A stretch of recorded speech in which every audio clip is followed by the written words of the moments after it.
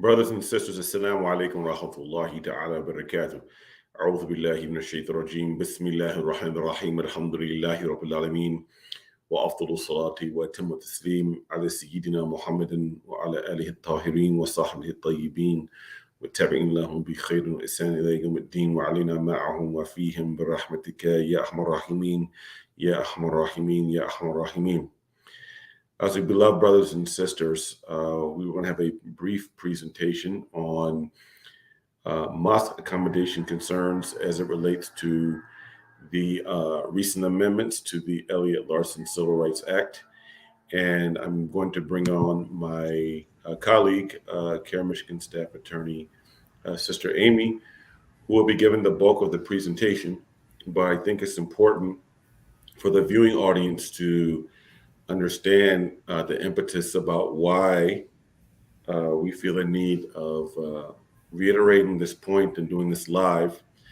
And CAIR Michigan has met recently with masajid leadership, at least three, in regards to some of the concerns that we are going to make reference to in today's presentation. For those of you who would like to ask questions, you can ask questions online. If you prefer not to have your name listed, because of course your comments will be attached with your name on YouTube or social media, and you are an imam or a board member of a masjid or an Islamically based institution, then you can reach out to CAIR Michigan, and we can set up a private consultation to answer your questions and concerns and even help you with your bylaws. But recently, we've had the complaint of people identifying as the opposite gender than their biological sex, coming to a particular masjid in metropolitan Detroit, in which we have an issue of a biological woman identifying as a trans man going into the spaces of biological males. In this particular case, a biological woman claiming they're a trans man married to a biological man claiming to be a trans woman. So I know it may sound confusing, but someone claiming to be Muslima who's actually a Muslim man, and then someone claiming to be Muslim who was actually born and raised Muslima, meaning a Muslim female. So this is actually, it's confusing to even talk about, much less being presented with this live time in the masjid. So this particular masjid wanted to know how to handle this situation, and we thought that besides meeting with the leadership of that masjid on a personal level and walking them through some potential policies that could be implemented for their masjid, that we would have a conversation with you all to let you know what's going on, as well as, to be quite frank, the confusion that's been brought about by this amendment being put on the Elliott-Larsen Civil RIghts Act, in which we were raising flags from the very beginning that the language in the actual amendment was not robust enough, like in other states, and could lead to some detriment, not just for our community, but for religious communities in general. And we can maybe talk later about how this issue can negatively affect businesses. We can deal with that at another time. But with that, I'm going to turn it over to Sister Amy, and she will basically drill down on the nuts and bolts, and then we will come back, inshallah. You can go ahead, Sister Amy. Assalamu alaikum, everybody. As Brother Dawud said, this Facebook Live is in response to a real life concern about an incident that took place at a masjid not too far from here, where a biological woman tried to access a space that was associated with biological men. and a biological male tried to access space that was set aside specifically for biological females. As you know, and as many people have expressed concerns to us, there was some confusion about whether or not the Elliott-Larsen Civil RIghts Act would require masjids and other places of worship to accommodate these types of requests.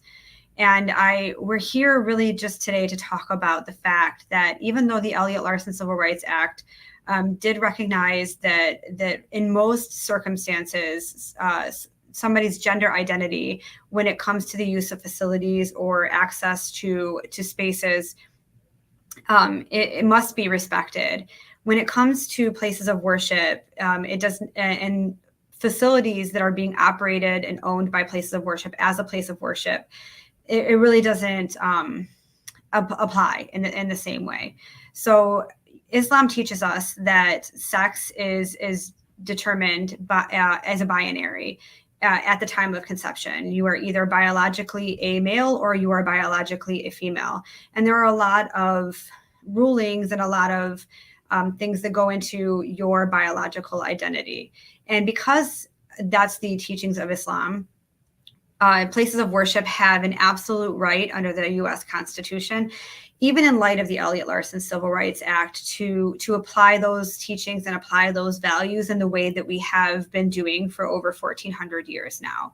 So what does that look like? That looks like maintaining gender segregated spaces for prayer and other forms of worship based on an individual's biological sex, maintaining the use of bathroom and wudu facilities. And I know some masjids have showers, and those showers facilities, you can maintain them along the strict lines of biological sex, meaning you do not have to provide access to gender segregated spaces to an individual based on their gender identity, but rather people are required to use the facilities that are associated with their gender assigned or their sex assigned at birth. And that becomes very important because that was one of the concerns that this particular masjid had. So they were worried that these people could come in and request access to a space in a way that doesn't comport with our religious teachings, that would allow a biological woman to pray in line with biological men, which we know is not permissible. And I just want to reaffirm for everybody while we're here today that that's not the case. The Elliott-Larsen Civil Rights Act does not affect the ways in which somebody can worship based on their sincerely held religious beliefs. And it really does not affect the way that places of worship can conduct their day-to-day business based on those same principles and religious teachings and values. So if you have somebody who's accessing your spaces in a way that's not comport with your religious teachings, there are steps that you can take to ensure that the religious beliefs and the religious spaces remain sacred and remain in compliance with our religious teachings. One of the things we would like to remind everybody is that having a set system and a set of policies in place really goes a long way. Because it sets a standard so that people on your board or people who are regularly volunteering at different masjids, they know what's expected and they know what's within their rights to do, so that if this happens, then they have something that they can go back to. They can look, they can say, this is the policy of the masjid, and they can really, really rely on it without having to try to guess for themselves or to make something up on the spot to try to figure out what the best instance is, the best situation and the best scenario in that instance is. So having a set of policies is very important. CAIR Michigan has drafted a set of model policies that we have been sharing around with masjids who have inquired with regards to facility usages that kind of goes through the process of looking at different scenarios and looking at different spaces in the masjid and setting a policy that is in compliance with our religious teachings. And these policies, while they were drafted from a legal perspective with the law in mind, they were reviewed by Imam Dawud to make sure that they were religiously sound and would comport with religious teachings. So we are fortunate here at CAIR Michigan that we can do both of those things. So I don't want to go through all of the policies, but I do want to say that having these policies in place really will provide a peace of mind to the masjids and to the people who are on the ground operating and the facilities on a day-to-day basis. And what they really do is they spell out expected codes of conduct and behavior for everybody who's entering the masjid, whether it is the masjid's musalla area or prayer spaces, whether it's the bathroom area, even if you have a gymnasium or you have a banquet hall, and or education and classrooms. It goes in where you can have a set of expectations so that when people come in, these can either be posted or they can be left for just those in leadership to have access to, so that people are aware. But it really goes through a step-by-step analysis of all the ways in which we use our sacred spaces and social facilities in a way that comports with our religious beliefs.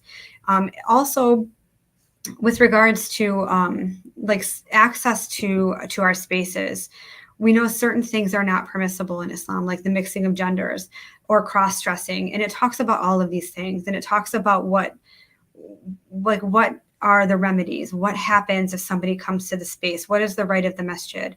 First of all, it is the absolute right of the masjid or the masjid staff, if somebody's asking to access, for instance, a bathroom that's assigned for a biological female, and a biological male is and it's a multi-use bathroom, and a male is asking to use that, even if he is identifying as a female, the masjid has the right to deny that access, because it is a place of worship, and that's held under the Constitution. And there's also an express exception written directly into the Elliott-Larsen Civil RIghts Act for a place of worship that is being used as a place of worship. So as long as you're using your place of worship as a place of worship and not for some other purpose, then you have the right to deny access to that bathroom. The same thing for gender segregated prayer spaces. What about if we're having a walima, right? And maybe we have a gymnasium, maybe we have a banquet hall inside of our masjid, and we're holding like a walima or some other like wedding type nikah ceremony or celebration. Those are also considered to be religious in nature and are religious acts. So if you have a walima, for instance, where men are segregated to one side and women are on the other side, and you have the right to enforce those provisions, even in that scenario. You have a right, for instance, I know some of the masjids that I've been to, and some of the masjids in the Canton area, they have gymnasiums, and they have designated certain days and certain times for use of the facilities as for gymnasium, for instance, maybe for volleyball or basketball or badminton is an event that takes place here, and they've segregated it based on gender, so that only certain genders are using, or everybody from one gender is using the facility at the same time, to provide the access for everybody. So in circumstances like that, the masjid has a right to say, during these physical activities or these social gatherings, we are going to continue to segregate these spaces based on biological sex. And anybody asking to access those times or those spaces at a time that's not assigned to their biological sex, they can be denied without incident. And I want to really just reiterate that we're here to make sure that the masjids know that your rights are protected. We don't have to be fearful of lawsuits arising out of this, because it is well established that you have this right. And as Brother Dawud said, this was based on a specific incident that's taking place. And we also know that this is not the only masjid that these people have visited. They visited this masjid in Michigan, and they have come from a different masjid out of state, we've learned. So we believe that this might be an occurrence that might take place at other masjids in the area. So we wanted to alert people to the fact that this happened, and also provide you with resources. And something else that has come up when we were reviewing this specific incident is we have been reviewing bylaws as a result of the Elliott-Larsen Civil RIghts Act, because your place of worship has to be registered as a place of worship. And it still is apparent that a lot of bylaws for our religious institutions really say everything other than the fact that they were incorporated to establish a place of worship, or that they were incorporated to operate a place of worship, or even that they are a religious institution. For instance, I read a bylaw related very recently, like even I think last week, related to this very incident, that indicated that they were incorporated to educate people, to provide education of a religious nature. Saying that you're providing education of a religious nature does not comport religious status or does not make you a religious place of worship or a religious entity, even if you have the 501c3 as a church. And this is because, like, we know this because of the lawsuit that happened in New York, because that's exactly what the lawsuit in New York is about. It's about an entity that was established as an educational institution, excuse me, that did not say that it was a place of worship. So it's still important to have your bylaws reviewed and make sure that your bylaws indicate that you are a religious organization established for all religious purposes, and to make sure that you do have these policies in place so that when somebody comes in the facility, your staff and your volunteers can point to the fact that, hey, we have this policy, this is our policy, and we're upholding this specific policy of exclusive segregation based on biological sex in these specific spaces and during these specific times. And that provides a layer of protection and support for those people who are encountering that. And I would just urge everybody to kind of take the model, a look at our model policies. If you'd like a copy of them, we can send them to you. And we can kind of walk you through how maybe you can adopt them or adapt them for your specific needs in your specific facility. And I would also encourage our religious educational institutions, like our Islamic private schools, and to take a look at them and see if maybe they want to, take from them as well. And I think that really covers, the crux of what we're doing here today. We wanted to inform the community about this incident that took place so that we could warn you guys about the fact that this might happen and provide you with a peace of mind to know that if this does happen, you can rely on the fact that you have the absolute right to establish these Islamic norms in your places of worship. And I think if there are any questions at this time, we can open it up to questions, inshallah, from the community, unless Brother Dawud has something that he'd like to add on. Yeah, if anyone has a question, they could pose it. Thank you, Sister Amy. Two other points I'd like to add on, because some imams asked about this as well. And there's some sort of relationship to this. But one, in regards to legislation that was passed in terms of strengthening the state hate crime bill. And I was asked, well, what if you are inside the mosque, or inside the masjid, and you're an imam and someone comes to you and they want to be identified by certain pronouns and you don't identify those, can you be criminalized for that as committing a hate crime? The answer to that is no, you are not criminalized or committing a hate crime by addressing someone according to their biological sex. That's the first thing. The second is also for shuyukh, the imams, that also you are not compelled to perform a transgender or gender fluid marriage. Like if a biological male comes and wants to marry another biological male, but one of those biological males identifies as being a trans woman, right? You are under no obligation to perform that marriage, because according to all of the madhahib, that marriage is haram. It's forbidden. It's not even a marriage, right? So no sheikh has to perform that. So I just wanted to be clear about that point, because I've been asked about that.